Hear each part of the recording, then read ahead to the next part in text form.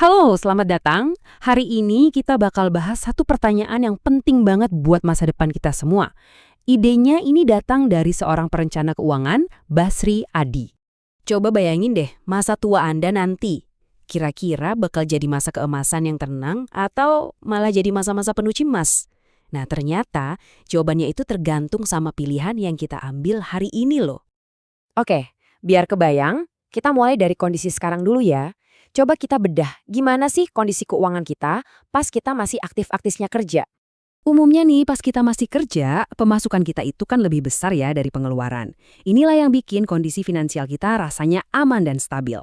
Kondisi stabil ini sebenarnya bisa kita lihat dari satu kebiasaan simpel yang bisa ditebak, yang jadi patokan kita sehari-hari. Nah, aturannya ini biasa disebut aturan 70/30. Gampangnya gini, sekitar 70% dari gaji kita itu habis buat biaya hidup sehari-hari. Artinya, kita punya sisa 30% lagi.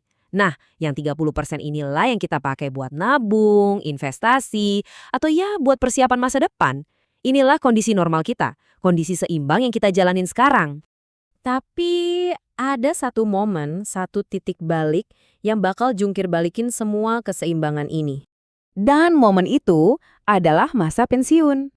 Bayangin, tiba-tiba keran pemasukan kita berhenti total. Nggak ada lagi gaji bulanan. Tapi pengeluaran jalan terus. Nah, disinilah pembalikan besar itu terjadi. Jadi, ini nih intinya.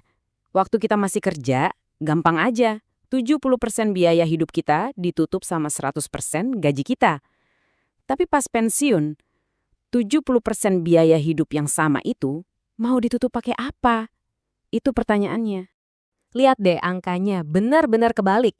Yang tadinya 30% itu buat kita simpan, sekarang malah sih 30% ini yang harus kerja keras buat nutupin 70% kebutuhan hidup kita. Gimana caranya coba?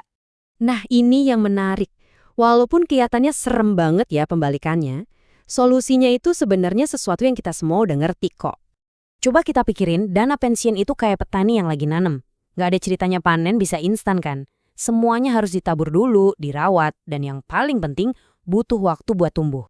Analogi tadi itu pas banget buat menggambarin 3 kuncinya.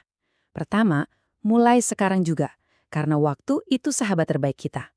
Kedua, yang penting itu konsisten. Sedikit-sedikit, lama-lama jadi bukit. Dan ketiga, saling bantu, karena kalau dikerjain bareng-bareng pasti lebih ringan.